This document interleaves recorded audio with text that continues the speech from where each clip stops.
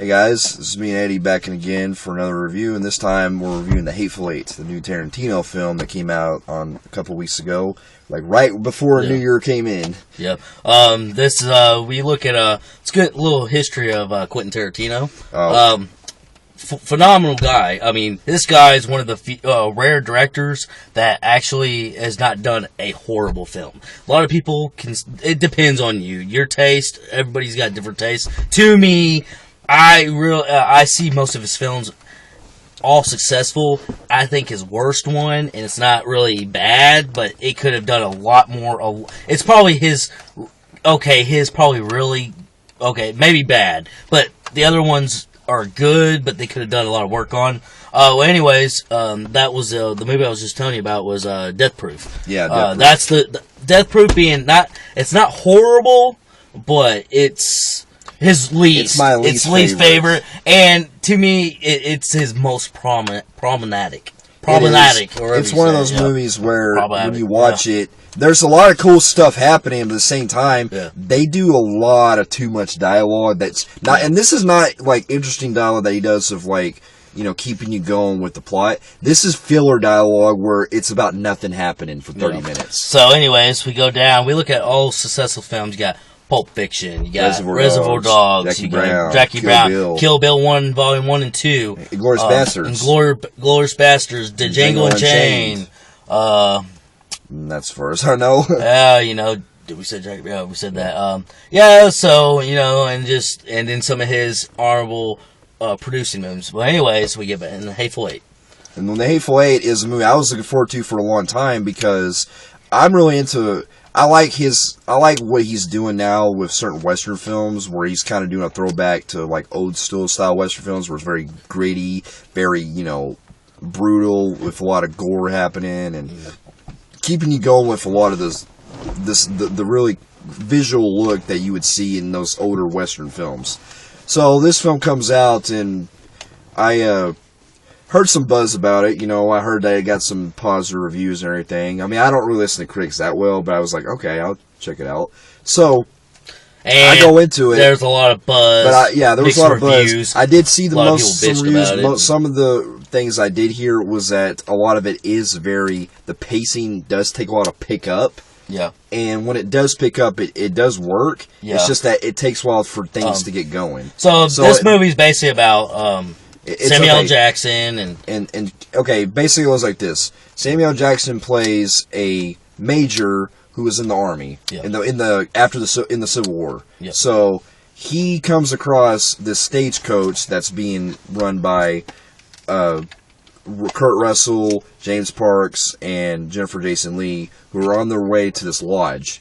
So they pick Samuel L. Jackson up, and they start to know each other and everything, you know, and then they find out that Kurt Russell is the hangman of a city, of another town, and he's on his way to take Jennifer Jason Leigh to go hang because she's wanted for murder, dead or alive.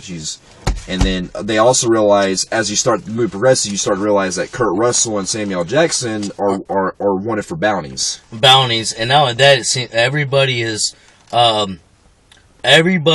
is pretty much being placed in this cabin, and it blizzards through, but how they get there is really kind of a mystery in a way, because everybody is set to arrive at this cabin and be stuck there. It's like somebody's luring you in, and like kind of like off of House on Haunted Hill. I'm going to lure you, and then lure you, and then maybe lure this guy, and then have everybody come and be stuck in there. I was going to say, the movie, when I was going to get to, was the way that they're luring people in, and this comes kind of a similarity to later in the film. It reminds me of Clue. Yeah, Clue is definitely that, because it has you had the mystery of what's going on and who set this up and everything. Mm-hmm. So when they get there, they start to get to know very little information about these other characters. You got Bruce Dern, you got Michael Madsen, a lot of Tarantino's other guys he used to place in his older films that were coming back. You got Tim Roth, you got you got the funny guy Walton Goggins, and who they also pick up along the way, and so they're all learn slowly about each other and thing. And as the movie progresses, you start to realize there's certain key elements where one person you might think is not sure about one thing that they could be lying. So the movie has a theme where each character always goes through a motive where you think something's going to happen, or you think that character's telling the truth, but then they turn out saying something completely different. This And what I love about this is that Tarantino, for the most part, can make really witty dialogue. This and he movie can make it really funny. This movie is going to be very hard to review because this movie and this one, I don't want to do no spoilers for this film. This movie is one of those rare films that throughout the whole movie, even at the 15-minute mark or the 30-minute mark or the 40-minute mark or the 50-minute mark, there are so many twists in this movie. There is. You think this can happen? No, this happens. Oh, this guy, he's promoted. He's the main cast. Oh, shit. It's like that the whole film. Yeah. This is going to be a very short review. I'm not trying to spoil Yeah, we're not going to go into too detail because really, if you look at it, the movie is 3 hours and 5 minutes long. Yeah. That's if you've seen the regular theater version. Because for those who got to check out the 70mm version that Tarantino put on, that includes the overture and the intermission. Yeah. More power to you, because I really wish I could have checked that version out. But anyway, it really does, when you break it down, it really does seem like a very simple plot. Yeah. Because all it is, these people are there for a reason. And when they set it up, it actually does come out with a very clever twist. It does. That happens. Yeah, it does. I mean, the twists are great throughout the film. And I even like the characters themselves. The characters themselves are very, they're very stern, very laid back, and the way that their mannerisms are on how the plot progresses is still very well acted. Very well acted. I do have a small portion problem with Channing Tatum in this, and the only reason why I'm not trying to hate on the guy, I know he's done some good movies, or he's even co-starred in some good movies and some okay or doable films. The guy, I don't think is good. I don't think he's a good enough actor to take Western type films yet, because the guy's dialect of being in that time slips a lot. It does. And he goes from, well, he is trying, don't get me wrong, he tries, and I praise him for that. He slips into an urban accent, like he just left off the set from Step Up. Yeah. I mean, whoa, it's like, oh man, dude, you just slipped right there. Why did I not catch that? Why did it not say cut, redo it, cut, redo it? The same way. I had a little issue with that. Nah, I liked his performance overall. But I could see he was trying. He was trying, yeah. I give him praise for that. But also, the way that he speaks with his accent, you can tell sometimes he tries to have it out. But when he's talking to some of the women, or some of the other characters throughout the film, it's like there's certain points where you can tell he has his natural way of talking like he would in real life. Like he has a very ebonic speaking. Okay, it's ebonic speaking ethnic accent. It's basically, which is weird because he's actually from Alabama. I didn't expect it, but he's got a very an urban city boy kind of accent. Yeah. Like, talk to him, and he did do some lines that sound very for its time, but then he slipped. I caught quite a few slips. I'm like, I mean, now you're sounding like you're doing a Step Up, the movie Step Up or something. I mean, so I was starting to get a little issue with it. Now, but also, I'm not saying he's a horrible actor. He's not. I think he's better than Jai Courtney and a lot of them, but the guys, until he can get the talent to do up there, he just doesn't. There's some roles he just doesn't need to get. I've never really cared for Channing Tatum. Yeah, I'm not either. I mean, I've seen him in a couple things that are decent, but he just bugs me as an actor. If anything, I agree with you on that. Until the guy can get better and get a lot of coaching done, the guy needs to get more, not so much speaking, co-starring roles. Yeah. Or not co-starring, maybe kind of like the third guy or the fourth guy, because kind of like how they did it in Haywire, where he was nowhere near. He was part of the supporting cast. He was part of a whole supporting cast, because really, I mean, other than if you're trying to do an urban movie, or doing something like the fight when he was in the fighting. That, I mean, it just, that feels like that or chick flick movies is basically all I think he can do, really. Yeah. I mean, the guy's really not, he isn't got, like, a range of talent. He don't. Because when they try him into, putting him into bigger movies where you get the big boys, like DiCaprio and all them type people, that's when you can see his weakness. He is not on that level, man. He's not. I agree. Well, so I had an issue with that. And me and him have a hard time with the pacing, but yes. I will say that I did like it a little better than you did, because to me the pacing did work, bringing up the characters and there's certain dialogue that they had, because you do get to know certain elements that will come in handy later in the film, which I did admire. And there was also some witty dialogue too that's very funny. Okay. My pacing, I have an issue with the pacing. I do have a little issue with this pacing. I think 3 hours and 10 minutes was far too long for this type movie. Basically, as far as pacing, my problem is not really the pacing's some of the issues with the pacing is we spent 15 minutes talking about soup. I mean, we get the problems I have is not the story pacing part, but when we sit down, let's eat, and I watched them literally eat the whole fucking bowl and wait until everybody's fucking done, which took 15-20 minutes. I'm like, okay, this is what I'm talking about by pacing. Well, because this is really has nothing to do with the entire story, what it's leading up to, what it's building up to. But I can say that there are some dialogue moments that you probably have a problem, but I can actually kind of buy better. Because some of the dialogue moments that they have is where they're actually building certain suspense moments that does pay off later. So I give them that. Like, not going to spoil anything, but there's a part where the girl is playing a guitar. And when she's playing the guitar, it comes in context what happens later, what happens to one of the main characters. I like that dialogue. I'm talking about... Did you notice when they ate soup for 15 minutes, that didn't have no A, B, or C, or D? But see, here's the thing. When they did do that, what you didn't catch is that when everyone was actually eating, there was something going on behind the scenes that we didn't catch until we found out later. Okay, I'll give you that. But still, there's more scenes that were really pointless. Yeah, I agree. There's certain elements, like probably...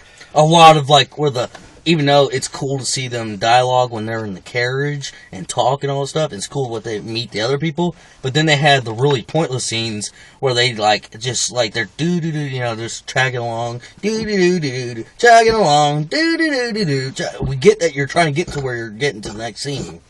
We don't need 10 minutes of watching you trying to get to the next fucking scene. I agree. I agree with that, but also... It's still, the movie is very rare for me, because even though I do have problems with the pacing and some of the stupid crap that they could have just threw out of there, they didn't need to add, and Channing Tatum's okay performance, the movie still paid off so good in the last hour and a half of it that it made up for it. Yeah. It did, which is going to probably be some of the problems that some people have with the opposite of. Like, they prefer kind of the first few hours of the film instead of the last half, which I understand, we all agree to disagree. But what I love, too, about the film is I love the music, because I think Ennio Morricone is a very, very great composer. And I thought that it was good seeing him do a Western film after so long, and his music really fits with a lot of the scenes. In fact, I was going to tell you about this. Some of his music that's in the film was actually he used an unused piece that was supposed to be in The Thing, but it's not on the movie. It's only in the soundtrack. So it was cool he brought that back. That's cool. I mean, I'm not saying the score was bad, but the music, it's just it didn't catch me like Revenant did, or but Interstellar. It still fits the mood of what you're getting into. Like, movies that capture me, it depends on what captures me. Interstellar's score captured me. Dark Knight Rises captured me. Revenant captured me. I mean, this good music, but doesn't catch me. I don't have it on my computer, so I. But also, what I love too is I like some of the other. I also love the brutality in this film too. Like, it is brutal. You see a lot of stuff. You get your Quentin Tarentino brutality, which I've never had no problem with Keep doing it. I love it. I love it. Well, not just that, we get like a very funny, but very, I will say this, that I was very uncomfortable in one particular part in the film, that even though it was funny, we're not going to tell you what happens, but it was really like, yeah, it's a little too much, man. I really felt kind of unhinged about it a little bit, because I was like, did I really need to see that? You know? But, hey, for each your own. I'm not picky. Show me the most gruesome shit, the most uncomfortable shit. That gives me... When you do that, that means you're telling MPAA to go fuck themselves. Yeah, and I give you credit. I do. If you directors that watch... I know you don't probably watch people like us or anything, but if you do, if you're bored at home and you see this, keep doing it, please. Fuck the MPAA. I do admire that Quentin Tarentino is giving a lot of his own creative freedom of what he does with the violence and everything, so it's cool he does that, but overall, I say that I like the film, but am I going to say it's going to be as good as, like, say, Django Unchained? No. I say Django Unchained is better than this one, but it's still a good Tarantino film. It's still fun. Another thing I like to say, good comic relief. I do like some of the comedy they have in this one. Especially Samuel L. Jackson. Samuel L. Jackson, you keep, keep on doing it, man. Yeah, him. Lights, man. But him and Kurt Russell were a blast. Especially how they're bantering with the girl, Daisy Dharma girl. Samuel L. Jackson, the way, she works too. It's just Samuel L. Jackson. No matter what he does, his comedic timing and everything is always funny. I enjoy it. He's just so he's always having fun with the role. You know, no matter what he does, he always puts his best. Samuel L. Jackson-ness performance, and it always works. Yeah, because any moment that he has where he's talking to the girl and everything, he always says something really snappy to her, and it's always clever what he says. Yep. But I also like the other guy, the Walton Goggins dude. I thought he had some funny moments. Everybody was great. Everybody was great. But overall, I'm gonna give this one probably a 7.5 out of 10. It's a good movie.